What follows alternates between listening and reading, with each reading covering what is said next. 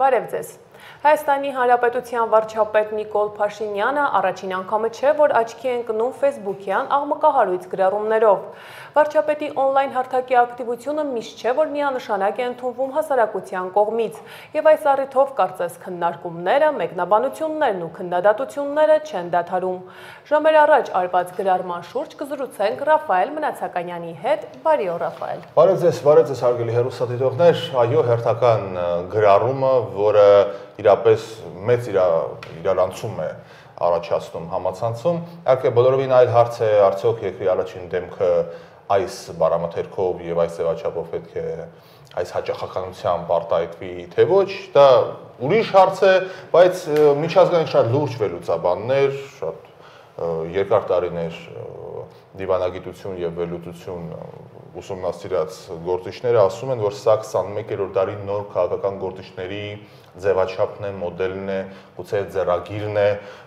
իհարկե Տրամպին նոր քաղաքական գործիչ դժվար է որակել, բայց անգամ Տրամպն է աչքի ընկնում այնպիսի հայտարարություններով, այո, որ ցնցում են ոչ միայն Միացյալ Նահանգները, այլև ամբողջ աշխարհը, ելուր ենք մենք զարմանում, որ Փաշինյանն է գրառումներով հանդես գալի, եթե Միացյալ Նահանգների նախագահը իրեն կարող է թույլ տալ այս վերջերս անգամ անհարմար է եթերում ասել, դրա համար չեմ ասի, բայց համբուրելու մասին էր խոսքը գնում, ինչ եւ ինչու, դա եթերում չեմ ասի, բայց Տրամպը իրեն թույլ էր տալիս այդ բառամթերքը օգտագործել, իհարկե սա ես չեմ ասում, որ Տրամպը օգտագործում, եկեք մենք էլ օգտագործենք, մենք էլ այդ բառամթերքին դիմենք, ոչ, իմ կարծիքով ընդհանրապես երկրի ղեկավարը առաջին դեմքը չափազանց զսպվածություն եւ զգոնություն պետք է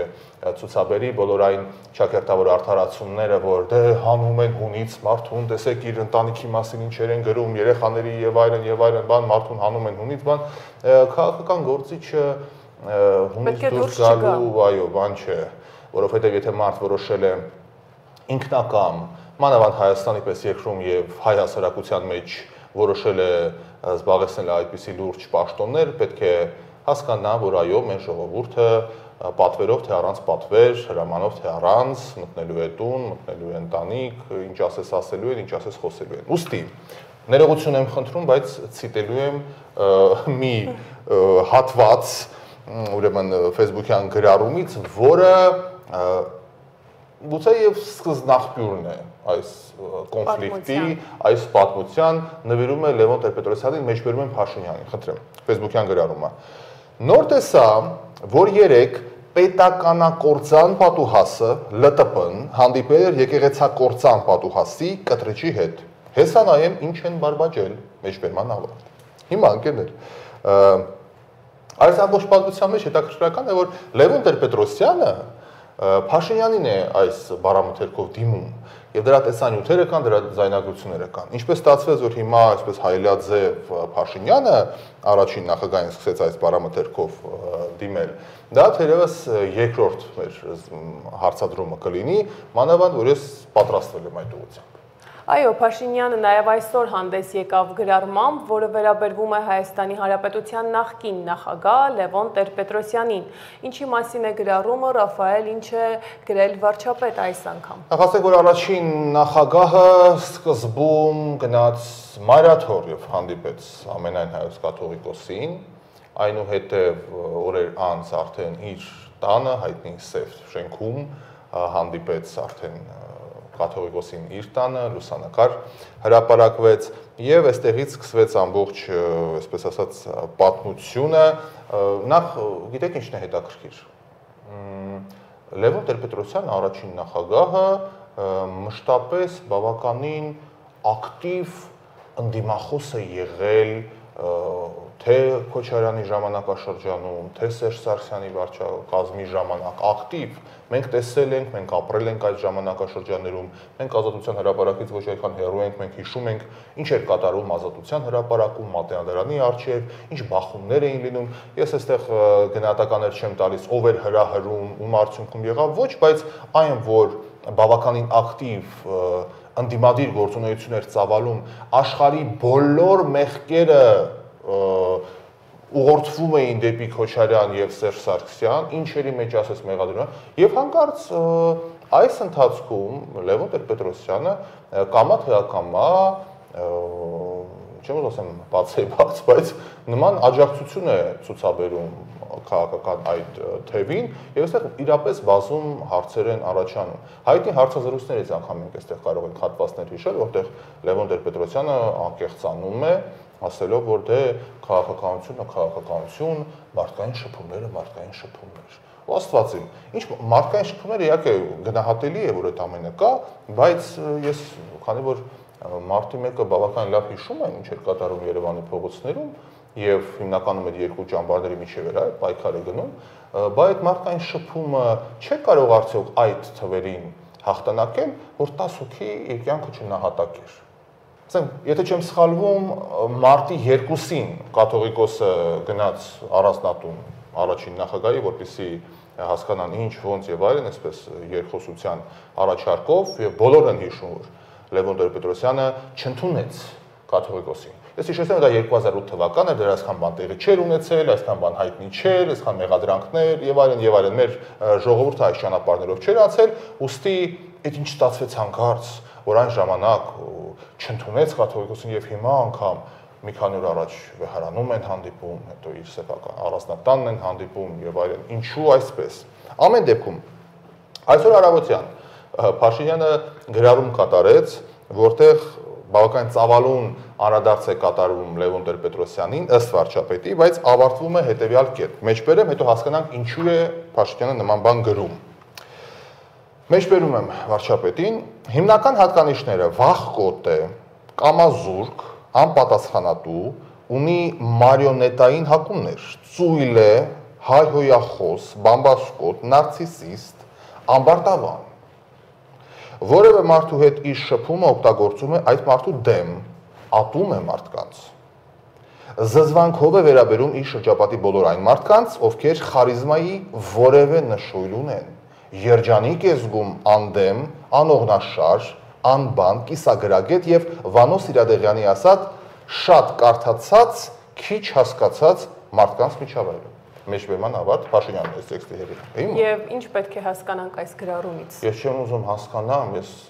ուղղակի ապշում եմ, որովհետեւ այս որակավորումները, որ Փաշինյանը տալիս է առաջին նախագահին, սա այնպես չէ, որ նորի հայտ եկած հատկանիշներ են։ Այսինքն այնպես չէ, որ ասած է տարիներ անցան եւ ինչ որ բան, որովհետեւ այս հատկանիշները գոնե տասնամյակներով արմատացած հատկանիշներ են։ Եվ այս համատեքստում, այո, չենք կարող չնշել, որ Նիկոլ Փաշինյանը ժամանակին եղել է Լևոն Տեր-Պետրոսյանի համախոհը։ Այո, ոչ միայն ակտիվ համախոհ, եւ հենց այստեղ եմ տանում զրույցը։ Այսինքն, եթե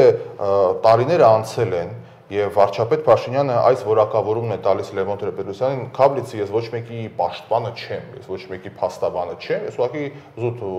հարց եմ տալիս մարդ, ով որ ապրել է այդ թվերին Երևանում,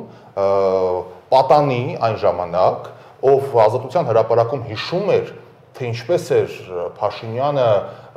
բարձրախոսների մեջ իր յուրահատուկ ձայնով Լևոն Տեր-Պետրոսյանին գովերքում եւ գիտեք իր թիմի ակտիվ անդամն էր, Հայ ազգային կոնգրեսի դեմքերից էր, գուցե եւ Լևոն Տեր-Պետրոսյանից հետո երկրորդ հեղինակություն ունեցող անհատը, գուցե եւ իմ այս թվեր չէ, բայց ամենահայտնի ես հիշում եմ ինչպես էր անգամ ամբողջը վանկարկում էր Նիկոլ, որպեսզի Փաշինյանն էլ գա եւ Լևոն Տեր-Պետրոսյանից առաջ միշտ խոսում էր բոցավառ Փաշինյանը եւ խոսքը տալիս էր Տեր-Պետրոսյան։ Ես դա ամենը հիշում եմ։ Հիմա այս ամենը հասկանալու համար ինչ փոխվեց, ես համացանցից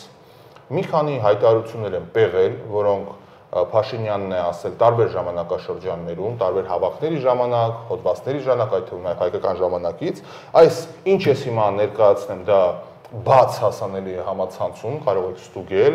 անգամ մի քանի աղբյուրներում է զետեղված, ոչ միայն մեկ, եւ հիմա հասկանանք ինչ էվոլյուցիա ապրեց եւ ինչու հանկարծ այս ժամանակաշրջանում այսպիսի բացասական երանգում ներկայացվեց առաջին նախագահը, եթե ժամանակին ասում էր հետեւյալը, մեջբերում եմ։ Տեր-Պետրոսյանի ստրատեգիական տրիումֆը հոդվածում Փաշինյանը գրում է հետեւյալը. Իդեմս առաջին նախագահի գործ ունենք պետական ստրատեգիական մտածողության տեր եւ այդ մտածողությունը իրագործելու ընդունակ բացառիկ քաղաքական գործի հետ։ Այսինքն բոլորովին այլ պատկեր է դառնում։ Կամ ես ինձ համարում եմ Լևոն Տեր-Պետրոսյանի թիմի անդամ, Տեր-Պետրոսյանի հետևորդ եւ կարծում եմ, որ Հայ ազգային կոնգրեսի գործունեության հաջողությունները մեծապես պայմանավորված են այն փաստով, որ այդ կառույցի ղեկավարը հենց Տեր-Պետրոսյանն է։ Այսինքն չի 100%-անոց փոփոխություն գրառումների մեջ միանշանակ։ Կամ այստեղ շատ եմ հանել, հավատացեք, բայց ամենաթիրախայիններն եմ ուզում մեջ բերել։ Լևոն Տեր-Պետրոսյանը ռեալ քաղաքականության պրագմատիզմի հետևորդ է եւ քաղաքական պետական հարցերում հիմնվում է այն իրողությունների վրա, որ տվյալ պահին գոյություն ունեն։ Այսինքն այստեղ որ ասում էր ամբարտավան է, չգիտեմ, երասկոտ է, նարցիսիստ է, բամբասկոտ է կամ ատում է մարդկանց, այստեղ էլի անողնաշար է օրինակ, այսպիսի հայտարարություններ իհարկե ընդունելի չեն։ Հիմա նորից եմ ասում, ես ոչ մեկի պաշտպանը չեմ։ Պարզապես երբ որ տեսագրությունները կան YouTube-յան ժամերով, մենք խրոնո ունենք ժամերով, Ազատության հրապարակ Մատենադարանի առջև, որտեղ եւ այդ տեսագրություններից այս բառերն ես կարողանում առանձնացնել, ինչ ստացվեց, ինչու եղավ այսպես։ Եվս մի հատված ու վերջացնենք։ Ես ուզում եմ, որ մենք բոլորս մի բան արձանագրենք. Լևոն Տեր-Պետրոսյանը հզոր քաղաքական գործիչ է։ Ու էլի, տասնյակ հոդվածներից քաղվածներ եմ արել։ Հիմա եկեք հասկանանք, ինչու հանկարծ։ Բայց հնարավոր չէ, որ տարիների ընթացքում որոշակի փոփոխության կենթարկվի քաղաքական հայացքները։ Սա քաղաքական հայացք չէ։ Ինչ խոսք, փոփոխության, ինչպես ասում են, խելոք մարդիկ կարող են փոխել իրենց կարծիքը, հիմարներն են, որ երբեք չեն փոխում։ Այդ դասական խոսք է ասած, բայց սա կարծիք չի։ Այս մեղադրանքները, որոնք հնչեցվել են մեղադրական հոդվածում, վարչապետ Փաշինյանի, դա մարդկային հատկանիշներին է վերաբերում, որը փոփոխության ենթակա չի, այսինքն այն ինչ որ ինքը ասում է, դա տասնամյակներով արմատացած հատկանիշների մասին է խոսում։ Այնպես չէ, որ դե այն ժամանակ ստատուս քվոն այսպիսին էր, այն ժամանակ Հայաստանը այսքան մարտահրավերի առջև կանգնած չէր, եթե մենք խոսեինք քաղաքական ինչ-որ թեմայի շուրջ։ Գուցեև, ասենք, դե տեսեք ինչքան բան է փոխվել, պատերազմ ենք տեսել, աշխարհակարգն է փոխվում մեր աչքի առջև եւ այլն, բայց սա զուտ մարդու որակում տալ է եւ տարիներ առաջ բոլորովին այլ հատկանիշների, այսինքն կարող է մի կետը դուրս մնալ էս տրամաբանության մեջ։ Տարիներ են անցել, եթե չեմ սխալվում, Տեր-Պետրոսյանը 80 անց է արդեն, այսինքն գուցե ինչ որ բան փոխվի մարդու մեջ իհարկե, բայց այս նկարագիրը սկզբում որ կար եւ հետո ետ գնալ եւ 2007-ի վերջից 8, 9, 10, 11, 12 թվականներին մինչեւ տեսանյութերից քաղված կեսանում թե ինչ բարամթերքով է դիմել Տեր-Պետրոսյանը, դեռ արդեն զուտ գոնե ինձ համար հարց է առաջանում։ Ինչու՞, արդյոք հիմա որ առաջին նախագահը ակտիվ քննադատության է ենթարկում Փաշինյանին, դա է պատճառը, թե ուրիշ բան կա, որ մենք չգիտենք։ Ամեն դեպքում այստեղ նաև բազում հարցեր կան հենց Տեր-Պետրոսյանի բառած քաղաքականությանը։ Էլի ես պատանի էի, որ ես լսում էի ահավոր մեղադրանքներ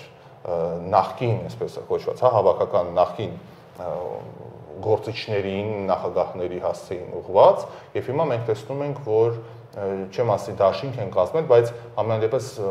մեկտեղել են իրենց ուժերը։ Այստեղ եւս հարց է առաջանում, ինչպես կարող էր այդ մեղադրանքներից հետո, որ բացարձակ